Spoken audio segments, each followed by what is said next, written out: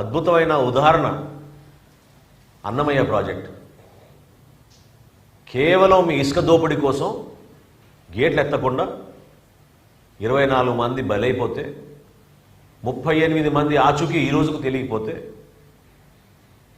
12 రోజుల తర్వాత సొంత జిల్లాలో ముఖ్యమంత్రి గారు పర్యటించారు. 12 రోజుల తర్వాత 5 సెంట్లు భూమి ఇచ్చి మీకు నెల రోజుల్లోనే ఇల్లు కట్టే కార్యక్రమం ప్రారంభించి నేనే వచ్చి మీకు తాళాలు ఇస్తా అన్నాడు.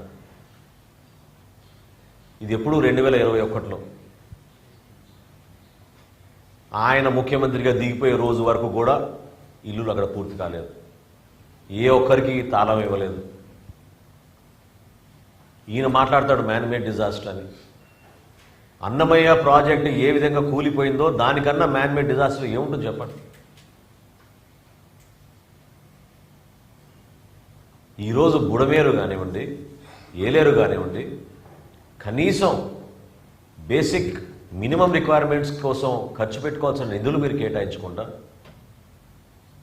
అస్తవ్యస్తంగా వదిలేసి అక్కడున్న ఇబ్బందుల గురించి మీకు అవగాహన లేక కేవలం రాజకీయ కోణం నుంచే ప్రతి క్షణం మీరు మాట్లాడుతుంటే దాన్ని తీవ్రంగా మనం అందరం కూడా ఖండించాల్సిన అవసరం ఉంది. అసలు దేనికోసం మీ ఏడుపులు? ప్రజలు పడుతున్న ఇబ్బందుల గురించి మీరు మాట్లాడండి. 10,000 రూపాయలు కాదు, ఇంకొక 5,000 రూపాయలు ఎక్కువ ఇవ్వమని మీరు అడగండి. క్రాప్ ఇన్సూరెన్స్ గురించి అంత దారుణమైన అబద్ధం ఆడని అసలు చాలా ఆశ్చర్యం కలిగించింది నాకు. స్వయంగా కేంద్ర వ్యవసాయ శాఖ మంత్రి శివరాజ్ సింగ్ చౌహాన్ గారు మొన్న వరద ప్రాంతాలు పర్యటించినప్పుడు ఆయన ప్రెస్ మీట్లో డైరెక్ట్గా చెప్పారు, ప్రధాన మంత్రి ఫసల్ బీమా యోజన కింద గత ప్రభుత్వం రూపాయి కూడా చెల్లించలేదు.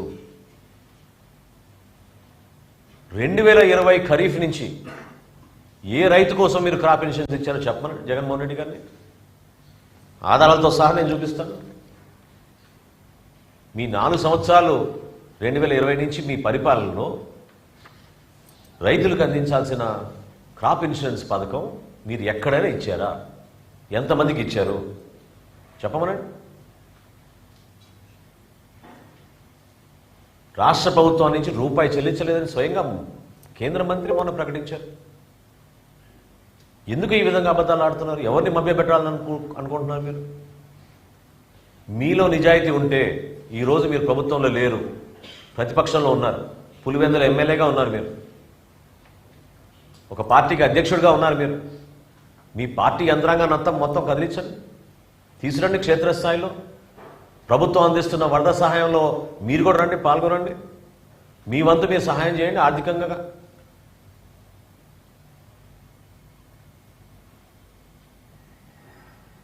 లీడర్ అంటే పవన్ కళ్యాణ్ గారి లాగా స్పందించే మనస్తత్వం ఉండాలి. అంతేగాని కాగితాలు పట్టుకుని ప్రెస్ దగ్గర ఊగిపోతే ఏం మాట్లాడుతున్నారో అర్థం కాని పరిస్థితుల్లో అదొక షోమెన్షిప్ లాగా మిగిలిపోతుంది. బాధ్యత లేని వ్యక్తులు ఏ విధంగా ప్రవర్తిస్తారో, ఆపదలో కష్టాల్లో ఉన్నప్పుడు ఒక ప్రతిపక్షంలో మీరున్న ఒక పార్టీగా నిలబడాల్సిన బాధ్యత లేదా మీకు? ఎందుకు మీరు పర్యటించరు? ఎందుకు క్షేత్రస్థాయిలో మీరు వెళ్ళి మన కష్టాల్లో ఉన్న కుటుంబాలు ఎందుకు ఆదుకోరు? గ్రామాన్న ఎంతోమంది ఇబ్బంది పడుతున్నప్పుడు ఈ వయసులో మన ముఖ్యమంత్రి గారు చంద్రబాబు నాయుడు గారు ఏ విధంగా ఆదర్శవంతంగా నిలబడి ఆయన కష్టపడ్డారో చూడండి ఒకసారి. మీ పార్టీ నుంచి మీ నాయకత్వం మీరు ఎందుకు క్షేత్రస్థాయిలో పర్యటించారు? ఆలోచించుకోవాలి ఇవన్నీ కూడా. మేము ఒక బాధ్యత గల పార్టీగా మా పార్టీ అధ్యక్షుడు పవన్ కళ్యాణ్ గారు పిలిపిస్తే జన సైనికులు, వీర మహిళలు, మా నాయకులు, శాసనసభ్యులు, పార్లమెంట్ సభ్యులు అందరూ కూడా ఎవరికి వారు ఇది మన బాధ్యత, ప్రజల్ని ఆదుకోవాలి అనే ఒక ఆలోచనతోటి వాళ్ళు చేసిన కార్యక్రమాన్ని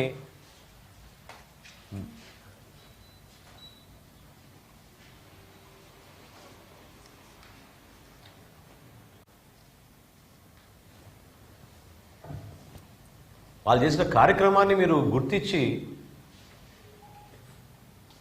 ఒప్పుకోవాలి. నందలూరు మండలంలో పులపత్తూరు, మందపల్లి, తోగురుపేట ఈ గ్రామాల్లో అందరికన్నా ముందు అన్నమయ్య ప్రాజెక్టు కూలిపోయినప్పుడు వెళ్ళింది మా జన సైనికులు. అధికార యంత్రాంగం కన్నా ముందు వెళ్ళారు, సహాయక కార్యక్రమాల్లో పాల్గొన్నారు, ఎంతోమందిని రక్షించారు. ఈ రోజుకి కూడా ఆ గ్రామాల్లో పర్యటిస్తే 4 సంవత్సరాలు మీ పరిపాలన ఎంత దరిద్రంగా అక్కడ వ్యవహరించిందో మీరే చూసుకోవాలి.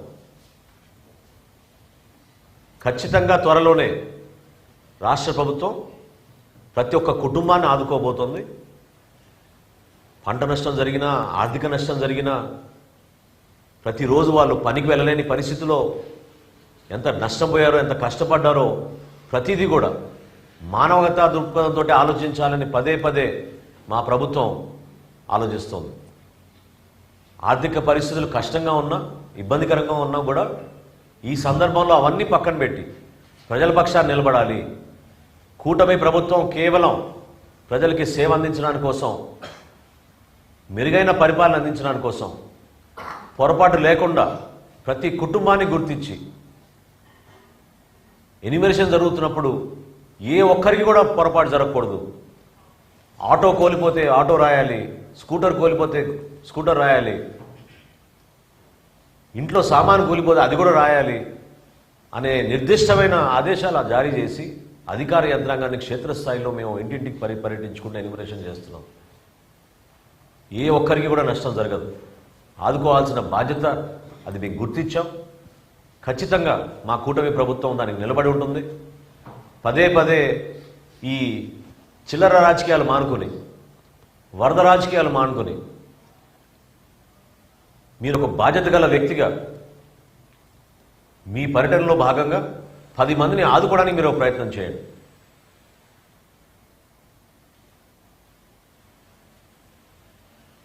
రాబోయే రోజుల్లో ఏలేరు, బుడమేరుకు సిద్ధం చేసిన ఒక ప్రణాళిక చాలా స్పష్టంగా ఇంప్లిమెంట్ చేసే విధంగా మా కూటమి ప్రభుత్వం ముందడుగేస్తుంది. ఇంకొకసారి ఇటువంటి పరిస్థితి రాకూడదు, ప్రజలు ఇబ్బంది పడకూడదనే ఆలోచనతో, షార్ట్ సైట్ ఆలోచన కాకుండా లాంగ్ టర్మ్ ఆలోచనలతోటి ఒక మంచి ప్రణాళికతోటి సిద్ధం చేసుకుని మేము ముందుకెళ్తున్నాం. అందులో ప్రతి ఒక్కరు కూడా భాగస్వాములు అవ్వాలి. ఉప ముఖ్యమంత్రి గారు పవన్ కళ్యాణ్ గారు ఎంత ఆదర్శవంతంగా నిలబడ్డారో ఆ విధంగా రాష్ట్ర ప్రజలందరూ కూడా కలిసి రావాలి, ప్రజల్ని ఆదుకోవాలని మనస్ఫూర్తిగా ఈ సందర్భంగా కోరుకుంటున్నాను.